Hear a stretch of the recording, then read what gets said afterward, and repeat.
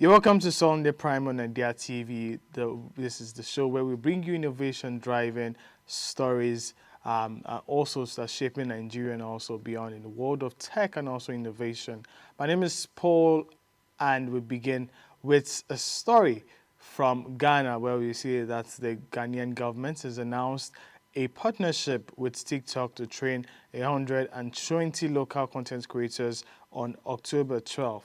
The program, the first of its kind in the country, aims to strengthen creators' digital skills, boost audience engagement, and improve monetization opportunities on the platform.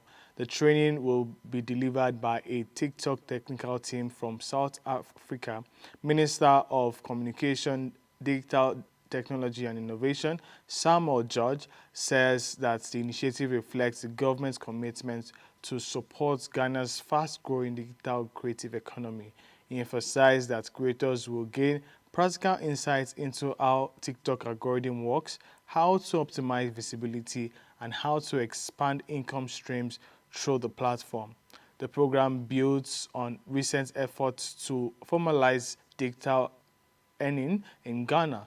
In September, Ghana's Commercial Bank launched a payments mechanism to provide secure and transparent income flow for TikTok creators using MasterCard, Visa, and mobile money operators. The combined initiative positions Ghana as a regional leader in digital innovation and creative entrepreneurship, while countries like Sierra Leone.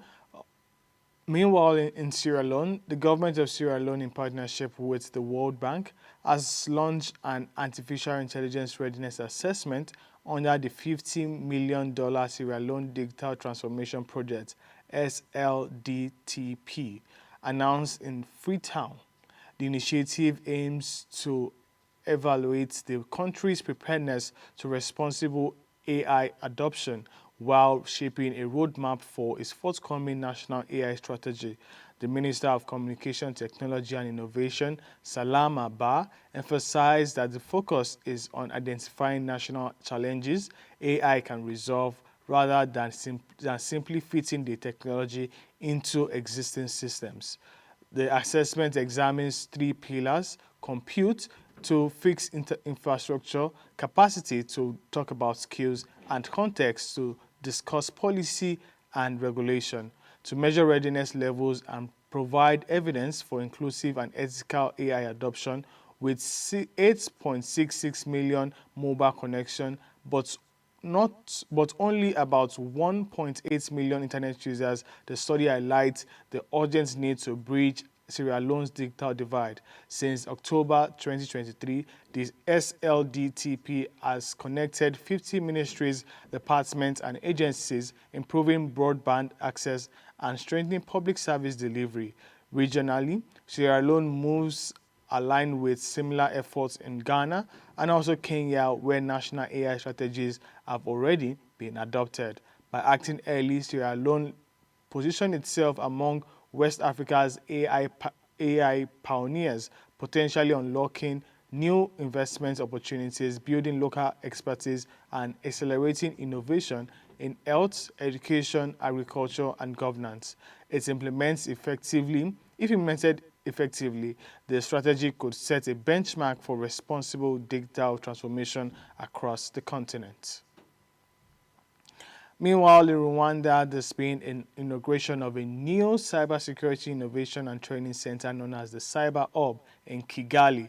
The facility, launched by the National Cyber Authority (NCSA) in partnership with Cisco and the German development agency GIZ, will train about 200 graduates annually, with at least 30% of them being women.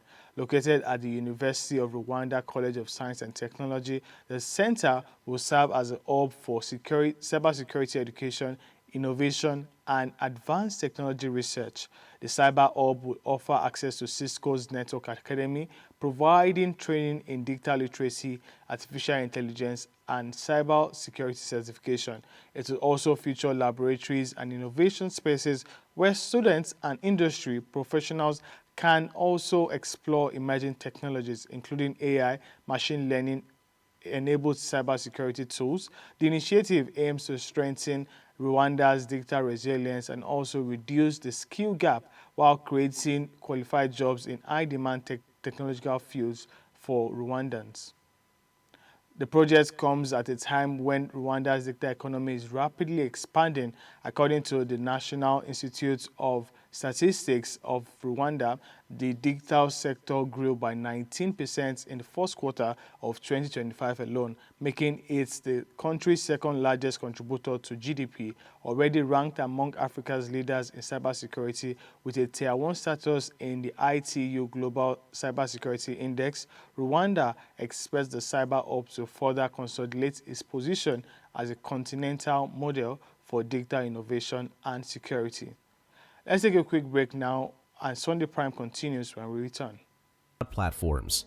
Industry cloud platforms offer tailored solutions for specific industries such as healthcare, finance, and manufacturing. These platforms provide specialized tools to meet regulatory compliance requirements while boosting operational efficiency. For example, healthcare cloud platforms streamline patient data management and support care coordination.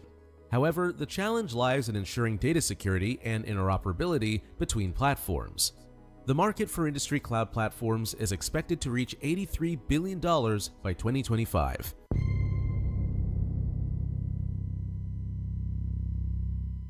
If you're just joining us, this is Steve Sunday Prime, and now to the rest of the stories beyond Africa.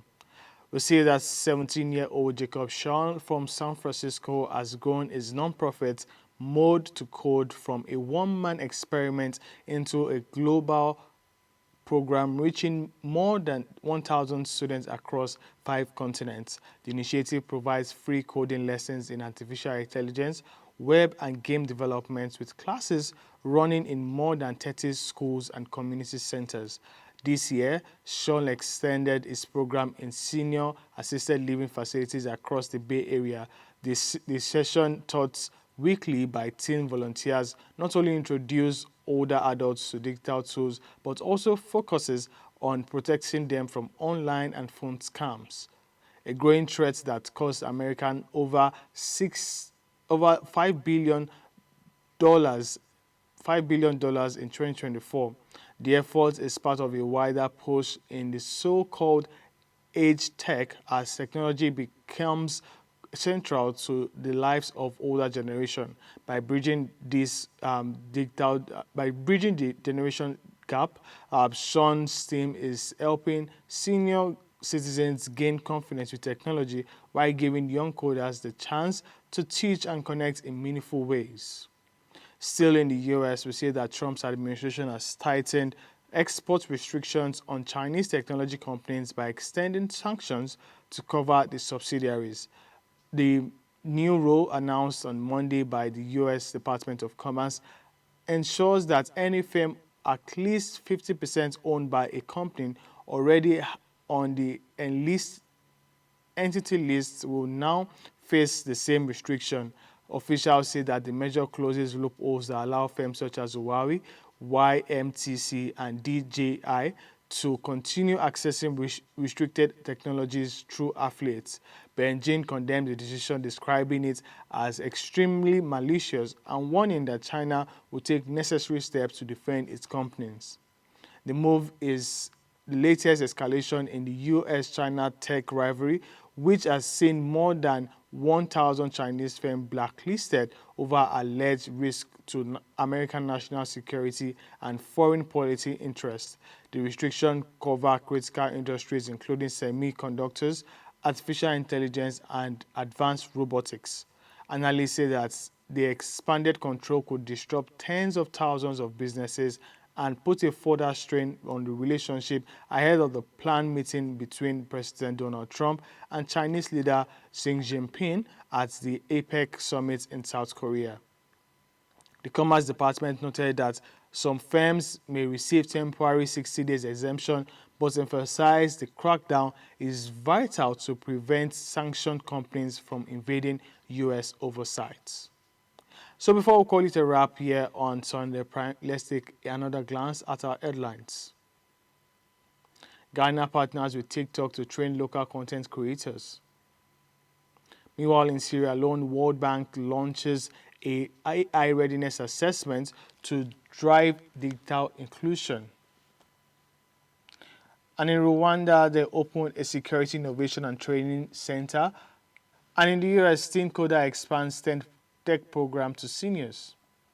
So in the US expands tech sanctions to Chinese firm subsidiaries. We have more updates like this across our social media platforms. Do well to connect to all of our social media handles just as displayed on your screen at the moment. I am Paul Oladipo. Thanks for your time.